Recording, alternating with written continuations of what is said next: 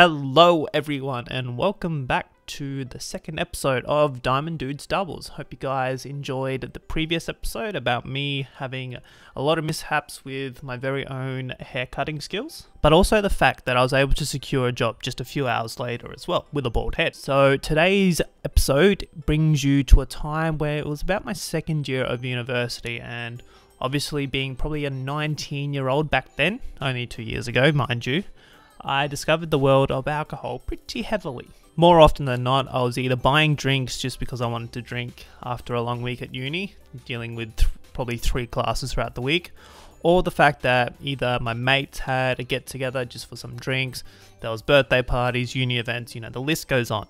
Any reason to drink, I was there. But there was one particular night where I recall being the most drunk I've probably ever been in my life, and to this day, it still haunts me because I essentially became ET as well throughout the night. So as we done in the previous episode, let's wind it back just a few hours before the party. So it was a 21st birthday. It was a uni friend of mine, and I decided, look, I'm gonna have a good time tonight, get pretty lit. So I think I bought about two 4-packs of the double blacks vodkas, and I thought, you know, that's gonna sustain me enough. Hopefully there's a bit more alcohol at the party, have a few sips of that, and then yeah, that is all I need. And that's about as exciting as it got in the lead up to the party. So probably about half an hour before the party, I got onto the tram, headed over there to my other friend's place who was hosting the 21st party for my friend and her birthday. And yeah, brought my 8-pack ready to get hammered. Mind you, as an alcohol crazed 19-year-old, I opened the first one of the 8-pack pretty much straight away as I got there. I was ready to get pretty lit, and I think I went through the first pack in probably about just over an hour. So I was already starting to feel pretty tipsy by the first hour of the party when hardly anyone had turned up anyway. I also managed to find some purple like war paint, and I thought, you know, I'm gonna be cool and put war paint on my face. So that was smeared all over this cheek, all over that cheek, and yeah, I was ready to get the night on the way. I remember having another friend there, and I was like, nah man, you gotta put some war paint on you. So I literally went up to him and slapped both his cheeks with the purple war paint as well. And we thought, you know, man, we gotta get a photo. We look pretty sick. Because he also had his speed dealers on, like, you know, Darude Sandstorm like. So I went to pull an arm over my friend, ready to take a selfie. But obviously being drunk, I couldn't really take a photo. So I got my friend to take one of us. And as he went to wrap his arm around me, he actually knocked my bottle of double black all over me, so I essentially was covered in a huge alcohol puddle for the rest of the night. Mind you, we were midway through a Melbourne winter, however, I did have an alcohol coat thick enough to get me through the night with the alcohol puddle. Soon more of my friends rocked up, we were chilling out, having a good time, and I started to realize, like, man, these 8 bottles aren't going to last me the rest of the night. I was starting to lose my buzz as well. And being someone who never really liked beer, got offered a beer by my friend, and I was like, nah man, I really just can't stomach it. It's something about the yeastiness of beer, it's just not pleasant for me, and it just doesn't sit well in my stomach. But he was like, no, you gotta try it, trust me, you'll really like this one. And I just kept on shaking my head like, no, I will not have any more of that. So he was like, alright, look, we'll go to the bottle and I'll try and get you one that I know you'll really like.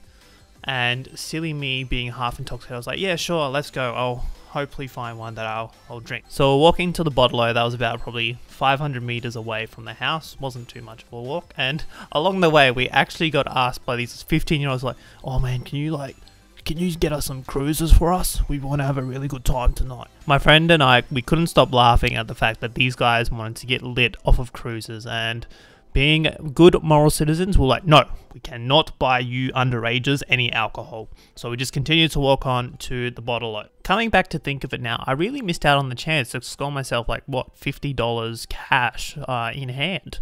Because if we'd walked to the bottle-o, they didn't know if we were getting the alcohol or not. We could have just taken another route home and yeah, would have scored $50. Damn, that really annoys me that I missed out on that opportunity to score myself that money. Would have paid for the alcohol that I was going to get. Alright, so first of all, I headed over to the pre-mixed drink section and got myself another 4-pack of double blacks. Obviously, I wanted some more vodka, not just beer, to sustain myself for the rest of the night. And then I met my friend over at the beer aisle, starting to scan at all the beers. I was like, nope, don't like that one or that one or that one. And he's like, are there any beers you like? I face palmed myself and said, well, look, didn't I just tell you before that I don't like beer? I just can't stand the taste of it. So he pulled out a Melbourne bitter, which I obviously hadn't tasted before. And he's like, oh, trust me, dude, you're going to really like this one. It's nice and smooth. Oh, it's going to go down a treat. The only reason I said yes to that type of beer was he was actually going to buy it for me. So I was like, look, that's no money out of my pocket for something I know I'm not going to like. But hey, let's just see how it goes. We got back to my friend's place and they all gathered around me as they saw me holding a beer. All my friends knew that I never drank any beer at any of our social gatherings or parties. And they're like, alright, Jack, come on, let's do this. A friend opened the beer for me, and from that first sip, I knew that this was going to be a bad idea. And I continued to drink it. It's probably about 3/4 of the way through the bottle when I just felt all this froth begin to just expand in my stomach. I was like, look, no, I cannot do this anymore. Pretty much chucked the bottle onto the ground and ran to the front of the house because I knew that I was going to throw up. I dropped to my knees and pretty much just a whole mountain of froth came out from my mouth. And apparently even my friends saw a bit of red stuff. They thought it was blood. I had no idea what it was. It's probably the red lollies I was eating as well. And yeah, it just wasn't fun. I was starting to get dizzy in the head. By that point in time, I really just wanted to go home and crawl up into a ball in the shower and just die. But no, the party continued and I smashed down those next 4 double blacks to get rid of the awful beer taste in my mouth that plagued my entire body as well. And then my friends were like, oh, Jack, you've never tried tequila before, have you? I was like, no. So they're like, alright, why don't you come with us and we'll do some tequila shots together. So I got pulled into the house and on the bench top were about 8 shots of tequila lined up. And lo and behold, I was handed one and told to do it. So not being a wimp and being quite drunk at this point in time, I just smashed it down.